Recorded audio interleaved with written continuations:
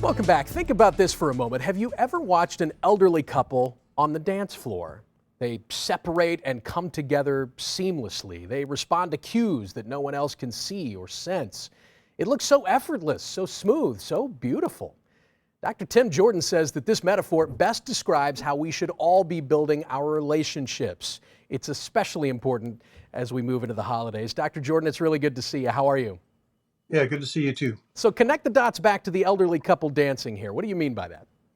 Well, you look at them dancing like that, and we've all been to a wedding and seen that, right? Yeah. And we think, oh, they're so smooth, they look so effortless, but you have to remember that took hundreds of hours of practice, and even more important, it took years and years of buoying each other up in times of sorrow, celebrating successes. They've had a whole lifetime together, and that intimacy at home then carries over to their intimacy on the dance floor. And I think that it is a really good metaphor for our relationship with each of our children.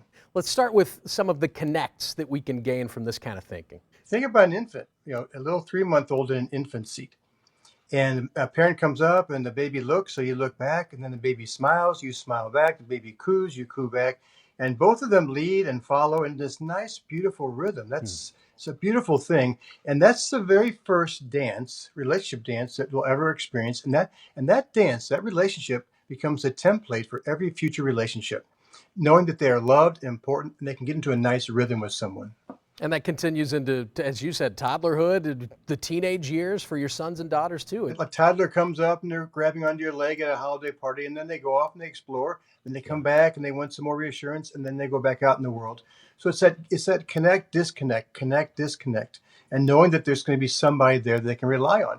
So I think another takeaway here should be not to be discouraged if in the early phases of a relationship, or even a relationship that you've been working on for a while, isn't necessarily hitting all those connects and disconnects, because as you said, it takes time. Since a lot of our interactions are on devices, with phones and internet and social media, those kinds of things, we lose something. We lose some of that magic because you can't see the nonverbal cues as well. You can't pick up on those little nuances and the nonverbals and the feelings and the tones of voice.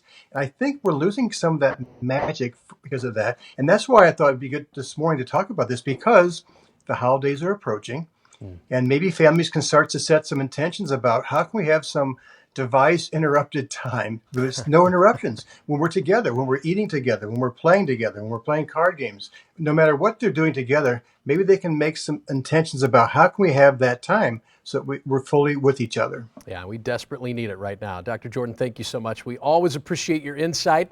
We're going to post a link to Dr. Jordan's blog along with this segment right after the show at KMOV.com/greatday.